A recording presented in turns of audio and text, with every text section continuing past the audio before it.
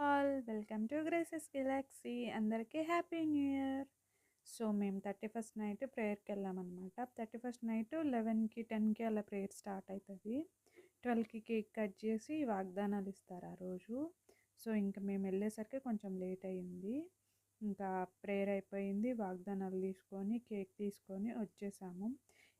నాకు వచ్చిన వాగ్దానం, నీ ప్రాణమును నీవు రక్షించుకొందువు, అదే యెహోవా వాక్కు అని.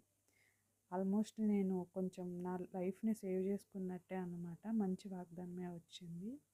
సో ఇంక నెక్స్ట్ డే మేము 11కి ప్రేయర్ ఉంటుంది అనమాట. ఇంకా మా బావ మా అక్క వాళ్ళు కేక్ తెచ్చారు, కట్ చేసి రెడీ అయ్యి వెళ్ళిపోయాము. మేము అనుకోకుండా అందరం సేమ్ కలర్ తీసుకున్నాము. సో అందుకని ఇంకా నోయల్కి కూడా లాస్ట్ మినిట్లో ఇంకా రామరాజ్ కాటన్ పంచులు తెచ్చారనమాట. ఇంకా ప్రేయర్కి వెళ్ళాము. ప్రేయర్ స్టార్ట్ అయిపోయింది. ఆరాధన అయిపోయినాక వాక్యం చెప్పారు. ఇంకా నైట్ వాగ్దానం తీసుకోవటం ఎవరైనా మిస్ అయినా రాకపోయినా డే టైంలో తీసుకుంటారనమాట. సో ఇంకా ప్రేయర్ అయిపోయినాక ఆ వాగ్దానాలు తీసుకుంటా ఉన్నారు.